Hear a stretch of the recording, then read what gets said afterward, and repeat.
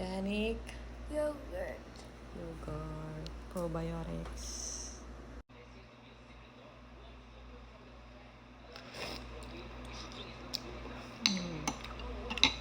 Sarap. Nabili ko to siya sa H Mart.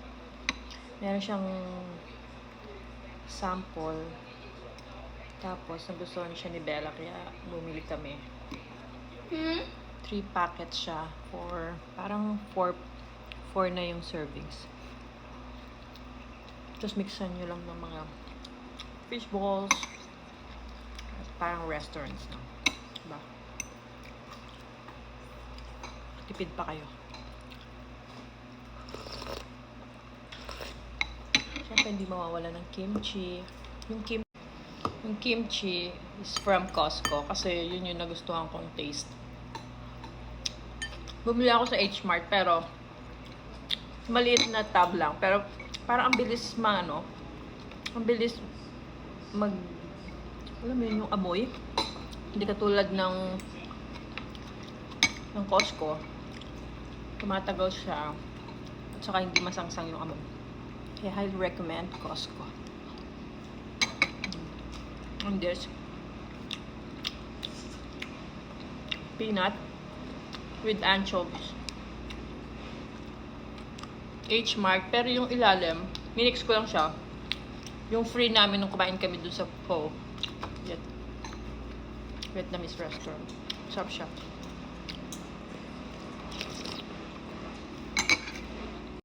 So, ito yung kimchi na sinasabi ko from Costco. Jongga, yung brand. Naturally fermented kimchi. Sliced napa cabbage. So, masarap siya kasi yung taste niya hindi ganun kaanghang. Hindi siya ganun kaanghang kasi yung ibang kimchi hindi mo na makain, diba? So, sobrang anghang.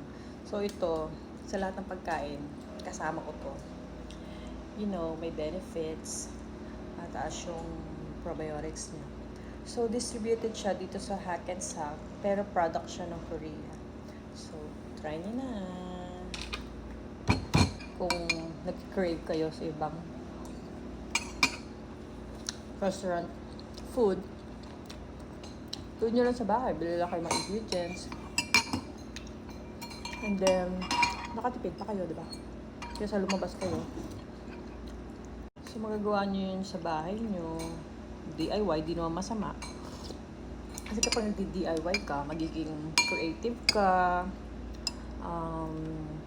Yun, magagamit mo yung mga nandyan lang sa ref nyo na hindi nyo naman alam na nandyan pa pala. So, recycle ba? At ang most important thing is less cost. Diba? Lagi kong ginagawa DIY. Halimbawa, birthday ni Bella or mga projects niya. Kung kaya ko nang gawin, ginagawa ko na, hindi na lang ako bibili. Basta maging creative lang kayo, patok na yun. So, ayun, yun lang masasabi ko. Don't be afraid na mag-DIY, mag-take ng chance, mag-experiment. Kasi ako, nung napunta ako dito talaga, kami sa US, doon talaga ako natuto ng DIY, mag-aral magluto, kasi for the family, you know, for that girl, yung mga binabaon niya, kasi hindi nga siya, ayaw niya ng pagkain sa school.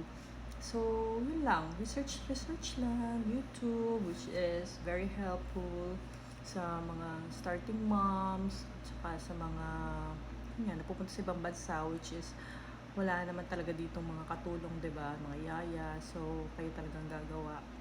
So, yun lang. That's for all today. And we're gonna enjoy our lunch. Bye-bye!